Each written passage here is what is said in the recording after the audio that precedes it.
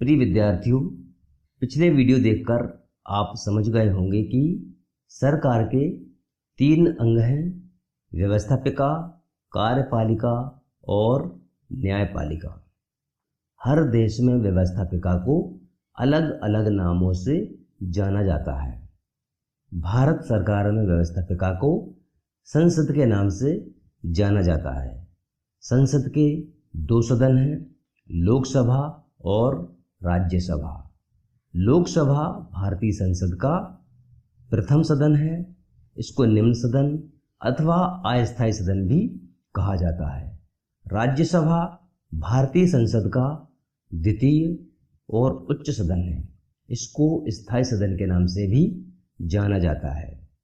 आज के वीडियो में हम लोकसभा के गठन और उसके प्रमुख पदाधिकारियों और लोकसभा के महत्वपूर्ण कार्यों पर चर्चा करेंगे।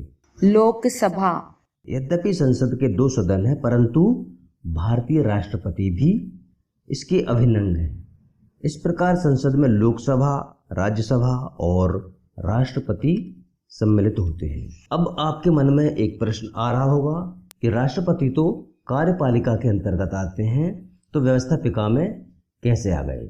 आपको एक बात बता दूं कि कोई भी कानून तभी बनता है जब राष्ट्रपति के हस्ताक्षर उस कानून पर हो जाते हैं।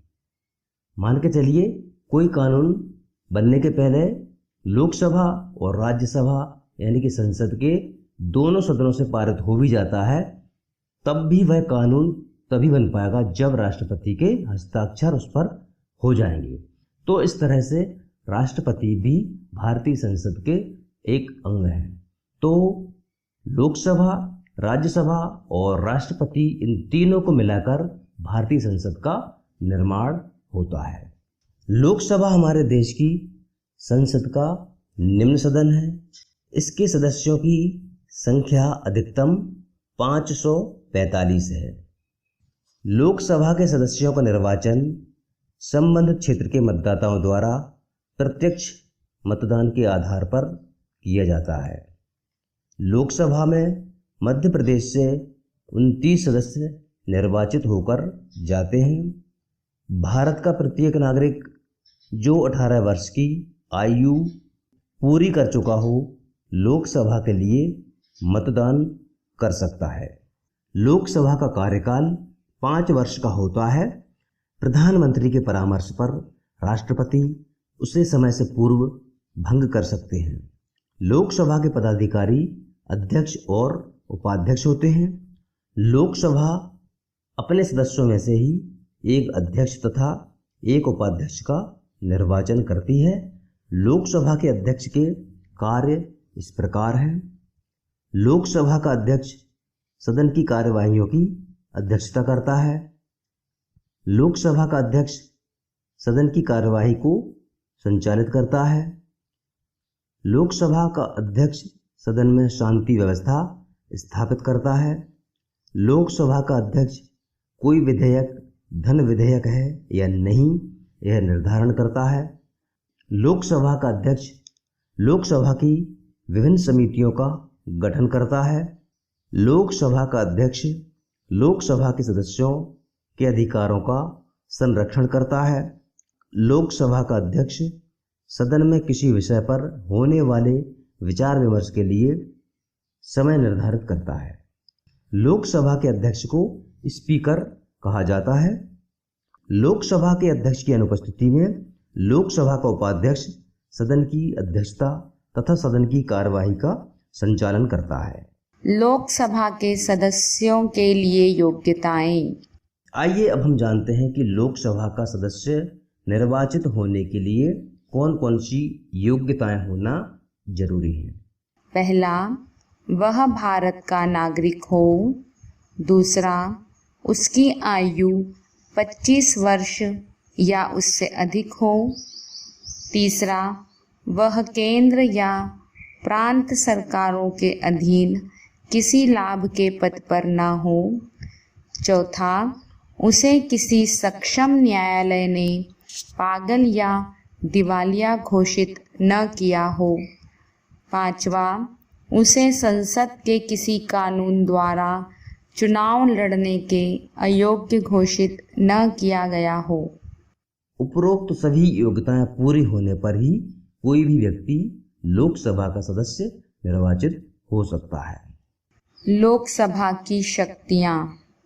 आइए अब हम लोकसभा की प्रमुख शक्तियों पर चर्चा करते हैं। सबसे पहली शक्ति है या उसके पास जो पावर है वह है विधायी शक्ति। सबसे पहले हम विधायी शक्ति शब्द पर गौर करेंगे। विधायी शक्ति में दो शब्द हैं, विधायी और शक्ति। विधायी से तात्पर्य है विधि संबंधी कार्य। विधि मतलब कानून यानी कि लॉ। तो आपको मालूम है कि व्यवस्थापिका का सबसे पहला काम है कानून का निर्माण करना। लोकसभा का प्रमुख कार्य विधि निर्माण करना है।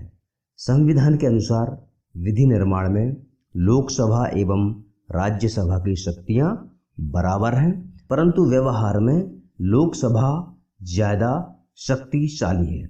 साधारण रूप से समस्त महत्वपूर्ण विधेयक लोकसभा में ही प्रस्तुत किए जाते हैं। लोकसभा की दूसरी शक्ति है वित्तीय शक्ति। वित्त मतलब पैसा, धन।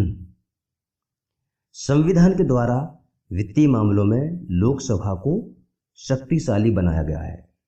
वित्त विधेयक लोकसभा में ही पारित किए जाते हैं। यद्यपि वित्त विधेयक लोकसभा से पारित होने के बाद राज्यसभा में जाते हैं, परंतु राज्यसभा के द्वारा धन विधेयकों पर 14 दिन के अंदर स्वीकृति देना होती है।